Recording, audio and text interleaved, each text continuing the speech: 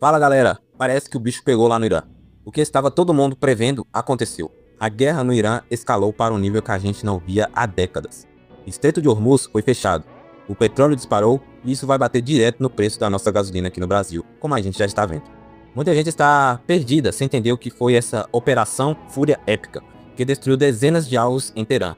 Por isso, eu trouxe para vocês agora a análise completa e os detalhes que a CNN Brasil acabou de liberar. Presta atenção nesse relatório porque ele explica exatamente para onde o mundo está indo e como isso vai afetar o seu bolso que está aqui no Brasil.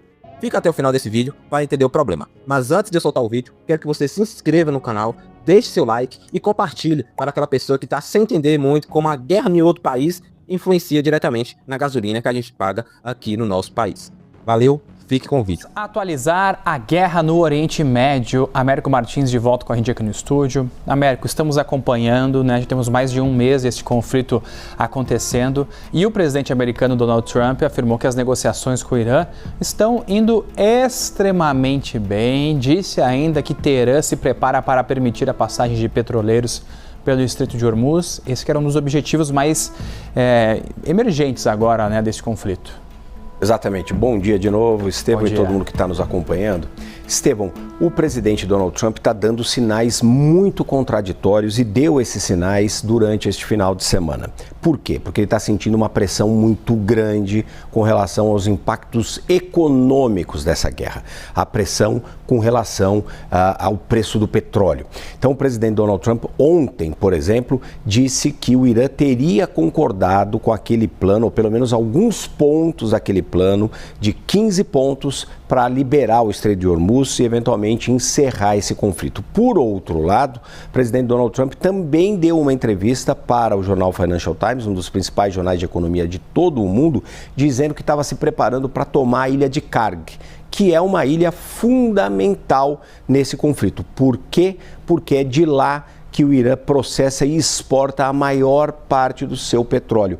Durante esse conflito, os Estados Unidos já atacaram essa ilha, mas pouparam o centro de produção de energia da ilha. Então, o presidente Donald Trump, por um lado, tenta até acalmar os mercados ao dizer que o Irã vai concordar, por exemplo, com a passagem de 20 petroleiros nesta semana pelo Estreito de Hormuz, que é uma boa notícia. Por outro lado, ameaça tomar uma ilha que é fundamental na produção de petróleo para o Irã. Qual foi a resposta do Irã anterior a isso tudo, inclusive durante essas negociações? Que não acredita na possibilidade de negociações com os Estados Unidos e que estaria se preparando para uma invasão terrestre.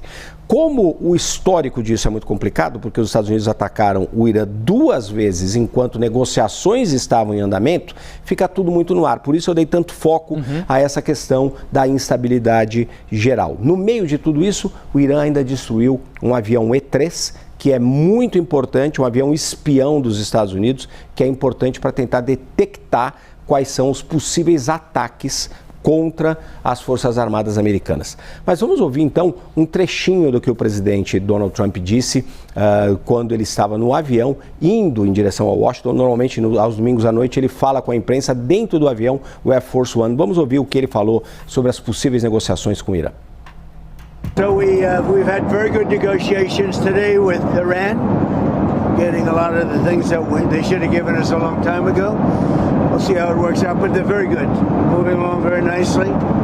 They've destroyed a lot of additional targets today. The Navy's gone, the Air Force is gone, we know that.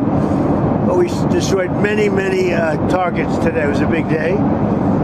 And we are negotiating with them directly and indirectly. Américo, que é um pouco de mudança nesse discurso do presidente americano, que quer negociar, afirmou que teve impactos militares também com esses ataques feitos pelo Irã.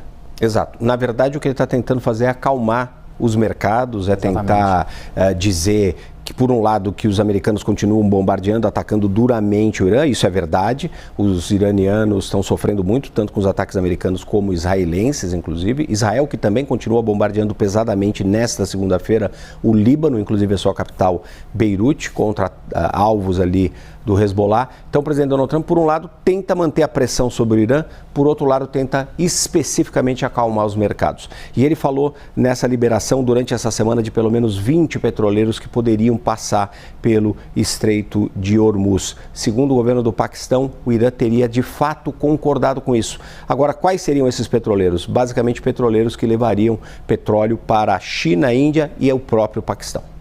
Américo, você falou do petróleo, importante, o barril do petróleo tipo Brent chegou a bater $115 durante a madrugada, mas depois das declarações nós tivemos uma retração, está em cerca de $103, $104 neste início de manhã aqui para nós no Brasil. Américo, e do Vaticano, o Papa Leão XIV fez um forte apelo contra a guerra no Oriente Médio, disse que Deus rejeita as orações de líderes que iniciam conflitos militares e tem, abre aspas, sangue nas mãos.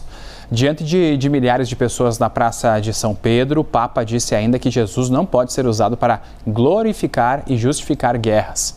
Leão XIV chamou essa violência da guerra no Irã de atroz e rezou também pelos marinheiros que foram afetados pelo conflito e por imigrantes que morreram lá no mar.